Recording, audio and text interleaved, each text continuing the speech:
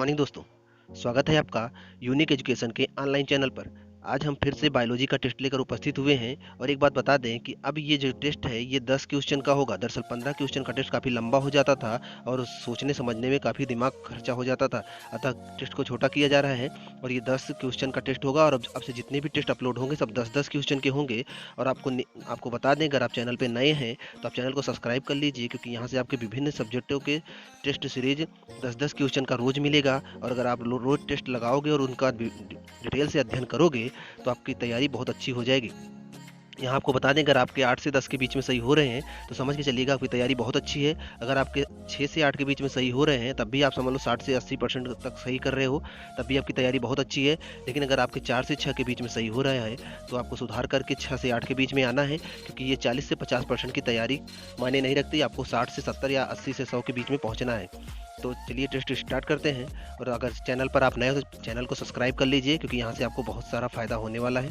चलिए पहला क्वेश्चन देखते हैं। पहला क्वेश्चन है, ध्यान से देखिए क्वेश्चन। मानव के किस ऊतक में कोशिका विभाजन नहीं होता? मनुष्य के शरीर में वो कौन सा ऊतक है जिसमें कोशिका विभाजन नहीं होता है? कंकाल ऊतक, तंत्रिका ऊतक, संयोजी ऊतक, जनन ऊतक। सोचिए। चलिए हम आपको आंसर बताते हैं। ये जो तंत्रिका ऊतक है, तंत्रिका तंत्र, नर्वस सिस्टम, जिससे हमारे पूरे बॉडी का संचालन होता है, इसमें कोशिका विभाजन नहीं होता। दरअसल कोशिका एक प्रकार की अंडा होती है। अंडा में जैसे प्रजनन होता है, उसके बाद उसमें बच्चे निकलते हैं, उसे कोशिकाएं, एक कोशिका से दूसरी, दूसरी से तीसरी, तीसरी से कोशिका चौथी, ऐसे ही अनेक कोशिकाओं से शरीर के अनेक अंगों का निर्माण होता है। जैसे आप पढ़े होंगे प्लूरीपोटेंट सेल। प्लूरीपोटेंट सेल ऐसी सेल होती है जो शरीर के सभी अंगों को बनाती है। जैसे हमारा जो हृदय है, जो किडनी है, जो यकृत है, हाथ पैर, त्वचा, ये सब जो बने हुए हैं उसी एक कोशिका से बनी है। तो वो कोशिका अलग अलग कोशिकाओं में विभाजित होकर अलग अलग अंगों को बनाई है। तो ये जो कोशिका विभाजन होता है, इनसे अलग अलग अंग, अलग अलग चीजें बन जाती हैं।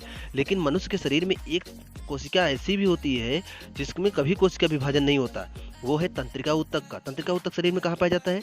आप जो शरीर बनाते हो, ऐसे अगर चित्र बनाओ तो ये पीछे वाला हिस्सा है, यही शरीर की हड्डी होती है, आप जानते हो।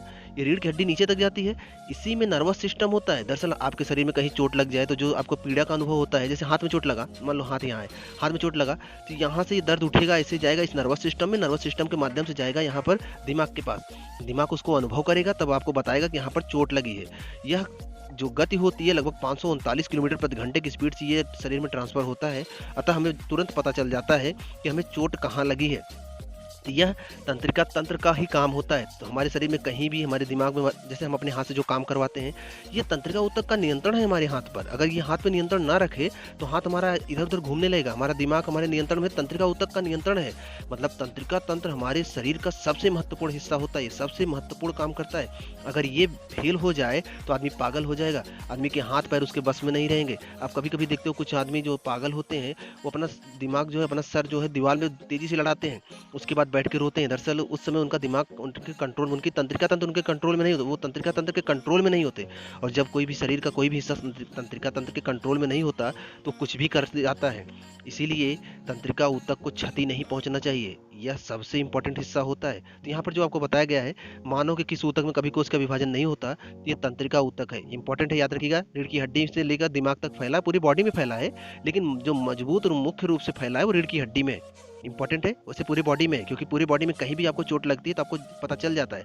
पता चलना ही बताता है कि तंत्रिका ऊतक है। जैसे आपको जब शून्य की सुई लगाई जाती है, आप देखते हो जब शून्य की सुई बॉडी में लगती है तो आपको पता नहीं चलता। जैसे मान लो आपके शरीर में यहाँ घाव हुआ है, यहाँ पर फोड़ा हुआ है, डॉक्टर क्या करता है, इस क्षेत्र को शून्य कर देता है। अब शून्य कर देगा तो क्या होगा कि यहाँ से जो दर्द उठेगा वो दिमाग तक नहीं जाएगा, क्योंकि यहाँ से जो तंत्रिका ऊतक का संबंध है वो डॉक्टर काट देता है। काट देगा तब यहाँ से जो दर्द उठेगा दिमाग तक नहीं जाएगा, अतः आपको दर्द का अनुभव नहीं होगा।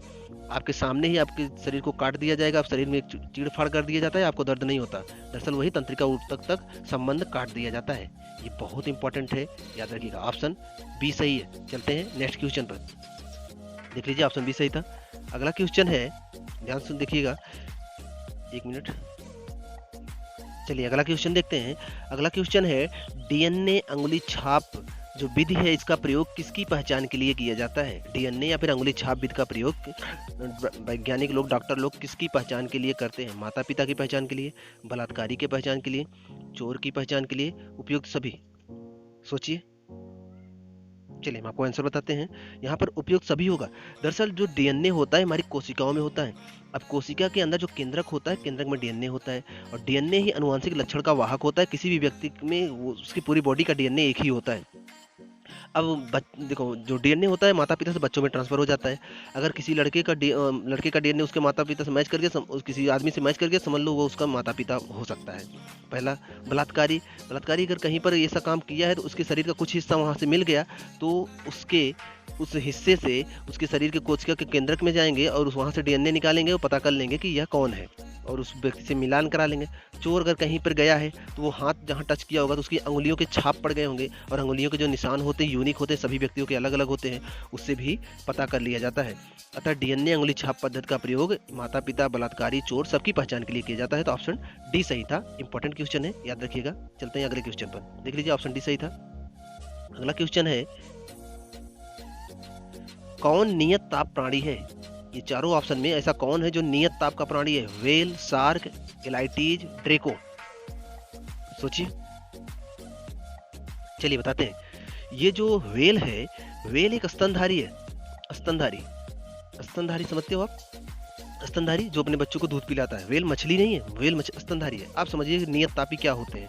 नियत तापी वे होते हैं जिनके शरीर का ताप नियत होता है। जैसे मनुष्य के शरीर का ताप 37 डिग्री सेंटीग्रेड नियत है, मतलब चाहे ठंडी आए, चाहे गर्मी आए, चाहे बरसात, कुछ भी आए, शरीर का ताप वही रहेगा। लेकिन कुछ प्राणी ऐसे होते हैं जिनके शरीर का तापमान वातावरण के तापमान के हिसाब से घटता बढ़ता रहता है। मतलब उनका शरीर ठंडियों में ठंडा होने लगेगा, गर्मियों में गर्म होने लगेगा। जैसे आप ले लो मेढक का शरीर ठंडियों में ठंडा होने लगता है, गर्मियों में गर्म होने। जैसे आप देख लो छिपकली, आप छिपकली देखो, गर्मियों में ढेर सारी छिपकलियां घरों की दीवारों पे दिखती हैं। क्यों? क्योंकि शरीर जब तापमान गर्म होता है तो उनका शरीर भी गर्म होने लगता है। अतः वो ताज़ी हवा या फिर ठंडी लेने के लिए बाहर आ जाती हैं। और जैसे ठंडी आती है, अब ठंडियों में देखो छिपकलियां आपको नहीं दिखती होंगी क्योंकि ठंडियों में छिपकलियां छुप जाती हैं, क्योंकि ज़्यादा टेम्परेचर ठंडा हो जाता है, उनके बॉडी जो है ठंडा होने लगता है और वो छुपेंगी नहीं तो उनका बॉडी ठंडा हो जाएगा और वो मर जाएंगी।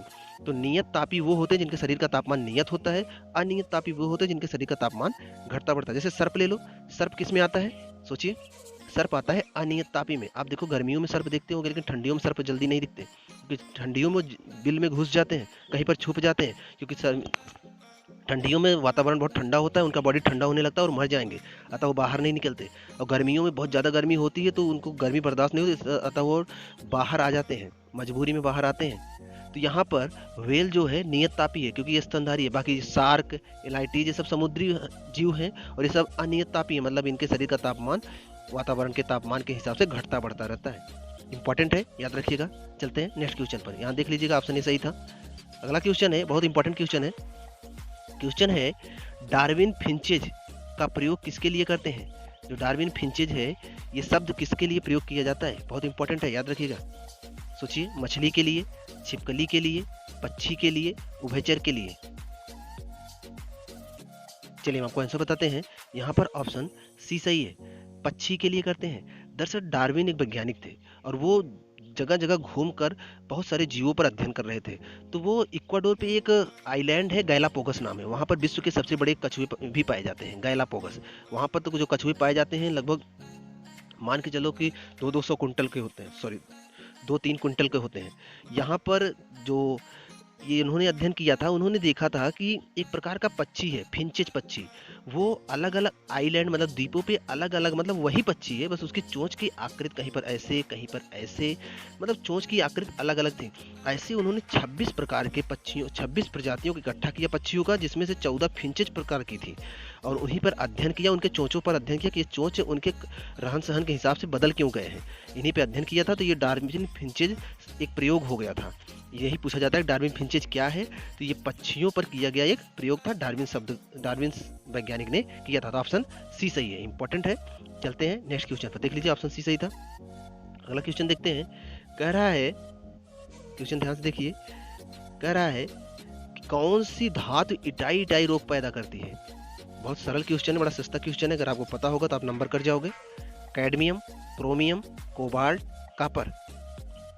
सोचिए, चलिए आंसर बताते हैं। कैडमियम, कैडमियम धातु की अधिकता अगर शरीर में हो जाए तो इटाई इटाई रोग पैदा हो जाता है। इससे क्या होता है, पूरे बॉडी में दर्द होने लगता है, बॉडी में अकड़न हो जाती है, दर्द होने लगता है, बर्दाश्त नहीं होता। ये कैडमियम एक धातु है, इसकी अधिकता से होता है। ये इंपॉर्टेंट है, याद रखिएगा, ये इसको रटना पड़ेगा, ये बार बार पूछा जाता है। ऑप्शन ए सही है। चलते हैं नेक्स्ट क्वेश्चन पर, देख लीजिए ऑप्शन ए सही था। अगला क्वेश्चन है सस्ता क्वेश्चन, ये भी अगर आपको पता हो तो।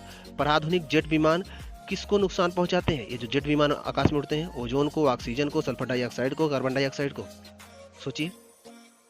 चलिए आंसर बताते हैं आपको। ये ओजोन परत को नुकसान पहुंचाते हैं। दरअसल हमारे पृथ्वी के वायुमंडल में अगर पृथ्वी बनाए तो ये होता है क्षोभ मंडल, ये होता है समताप मंडल, ये होता है मध्य मंडल। तो समताप मंडल और मध्य मंडल के बीच में होता है ओजोन परत। ओजोन परत ही सूर्य से आने वाली पराबैंगनी किरणों को रोक लेती है। नहीं तो हमारे अगर सूर्य से आने वाली पराबैंगनी किरणें नीचे आ जाए तो हमें त्वचा कैंसर हो सकता है, तो ये इनको रोकती हैं। अब ओजोन परत को कौन नुकसान पहुंचाता है? ये पराधुनिक जेट विमान, ये इसको प्रदूषित करते हैं। ओजोन परत पतली होती जा रही है। इंपॉर्टेंट है, याद रखिएगा। ऑप्शन ए सही था। चलते हैं नेक्स्ट क्वेश्चन पर, देख लीजिए ऑप्शन ए सही था। अगला क्वेश्चन है पेनिसिलिन की खोज किसने की थी? पेनिसिलिन की खोज किसने की थी? Louis Pasteur, Dreser, Alexander Fleming, Edward Jenner, सोचिए। चलिए आपको बताते हैं। पेनिसिलिन की खोज अलेक्जेंडर फ्लेमिंग ने की थी। पेनिसिलिन एक एंटीबायोटिक है, इसकी खोज अलेक्जेंडर फ्लेमिंग ने किया था और उन्होंने एक कवक पे इसकी खोज की थी, ध्यान रखिएगा। लुई पास्चर ने पास्चुराइजेशन बताया था। पास्चुराइजेशन उन्होंने कहा था कि दूध को अगर आप कम ताप पर 64 डिग्री सेंटीग्रेड पे उबाल के जल्दी से ठंडा कर दो तो दूध ज़्यादा समय तक बना रहेगा और जल्दी खराब नहीं होगा।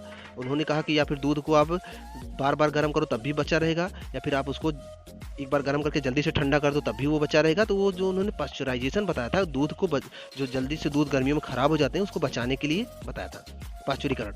और एडवर्ड जेनर ने चेचक के टीके का खोज किया था। जो चेचक अपने यहाँ पहले फैलता था, बड़ी मात्रा में महामारी के रूप में फैल जाता था, तो इसके टीके का खोज जो है एडवर्ड जेनर ने किया था। यहाँ पर ऑप्शन ए सी सही था, पेनिसिलिन की खोज अलेक्जेंडर फ्लेमिंग ने किया था। चलते हैं नेक्स्ट क्वेश्चन पर, ऑप्शन सी सही था, देख लीजिए। अगला क्वेश्चन है इनमें से कौन सबसे लंबा पौधा है? यूकेलिप्टस, टेराकार्पस, पालेल्थिया, टेक्टोना, सोचिए। चलिए आपको आंसर बताते हैं, बड़ा इंपॉर्टेंट क्वेश्चन है। ऑप्शन ए सही है, यूकेलिप्टस। यूकेलिप्टस आप देखते हो कि लिप्टस जिसे बोलते हैं सफेदा, या आसपास आपको मिल जाएगा, जिसे पर्यावरण का आतंकवादी भी कहते हैं, क्योंकि एक दिन में लगभग 40 लीटर से भी ज़्यादा पानी पी जाता है। इतना पानी पिएगा जमीन के अंदर से पानी कम हो जाएंगे, इसीलिए पर्यावरण का इसे आतंकवादी कहते हैं। हाँ, टेक्टोना आप समझ लीजिए। टेक्टोना क्या है? टेक्टोना को सागौन का वैज्ञानिक नाम है। सागौन को टेक्टोना भी कहा जाता है, ध्यान रखिएगा। जीव वनस्पतिक नाम है। पालेल्थिया क्या है? पालेल्थिया आप देखते होंगे, जिसे आप बोलते हैं अशोक का वृक्ष, आप देखे होंगे, आपको दिखाते हैं। आप अक्सर आप देखते होंगे कि लोग अपने यहाँ पर पेड़ लगाते हैं, ऐसे आकृति का होता है ये, और इनकी जो पत्तियां होती हैं ऐसे लंबी लंबी होती हैं। दरअसल ये ठंडे क्षेत्रों की पत्तियां होती हैं, ऐसे लंबी लंबी होती हैं, आप देखे होंगे। ये जो ट्री होते हैं ये इनको बोला जाता है पालेल्थिया। टेराकार्पस कपास के पेड़ जैसा होता है, तो ये सब छोटे छोटे होंगे। आप इन सबको देखे होंगे, सागौन को, पालेल्थिया को, टेराकार्पस को, लेकिन यूकेलिप्टस आप जहाँ भी देखे होंगे इन सबसे बड़े होता है। तो ऑप्शन ए सही है, इंपॉर्टेंट है, याद रखिएगा। चलते हैं नेक्स्ट क्वेश्चन पर। अगला क्वेश्चन है कौन सा पक्षी पीछे की ओर उड़ता है? गौरैया, कोयल, साइबेरियन सारस, गुंजन पक्षी, सोचिए। चलिए आपको आंसर बताते हैं। यहाँ पर ऑप्शन डी सही है, गुंजन पक्षी विश्व का सबसे छोटा पक्षी होता है। और इसका जो सबसे छोटा, दरअसल इसमें जो कई प्रजातियां हैं, एक प्रजाति तो 2 से 5 सेमी के बीच में होती हैं और एक 12 से 12.5 सेमी की होती है। मतलब आप सोच लो कि 2 से 5 सेमी का लंबा पक्षी लगभग 3 से 4 ग्राम वजन का पक्षी होता है। और इसके जो पंख होते हैं वो 360 डिग्री तक घूम जाते हैं, अतः यह किसी भी दिशा में घूम जाता है और किसी दिशा में उड़ने लगता है। बहुत छोटा होता है और ये उड़ते उड़ते ही एक ही जगह पर 1 घंटे से ज़्यादा खड़े रह सकता है, अतः यह पीछे की तरफ भी या किसी भी दिशा में यह उड़ सकता है। देखिए क्वेश्चन है मेनिंजाइटिस रोग किसको प्रभावित करता है? मेनिंजाइटिस रोग किसको प्रभावित करता है? किडनी को, यकृत को, हृदय को, मस्तिष्क को, सोचिए। चलिए आपको आंसर बताते हैं। मेनिंजाइटिस रोग क्या होता है? ये मस्तिष्क को प्रभावित करता है। मस्तिष्क को जब ये प्रभावित करता है तो बुखार जैसा होता है और दिमाग में दर्द होता है, मस्तिष्क में दर्द होने लगता है। तो यह जो प्रभावित करता है सबसे ज़्यादा मस्तिष्क को, यहाँ आपको रटना ही पड़ेगा। मेनिंजाइटिस रोग किसको सबसे ज़्यादा प्रभावित करता है, तो मस्तिष्क को। यहाँ से ये टेस्ट कंप्लीट होता है। आशा करते हैं कि आप टेस्ट अच्छे से दिए होंगे और आपका नंबर अच्छा आया होगा। प्लीज़ जो आपके नंबर आए कमेंट में जरूर लिखिएगा, इससे हमें पता चलेगा कि आपकी तैयारी कितनी अच्छी है। और अगर आप चैनल पर नए हैं तो चैनल को सब्सक्राइब कर लीजिए और चैनल को उन लोगों के पास भी शेयर कर दीजिए जो लोग तैयारी कर रहे हैं, उनकी भी तैयारी सुधर जाएगी। मिलते हैं नेक्स्ट वीडियो में।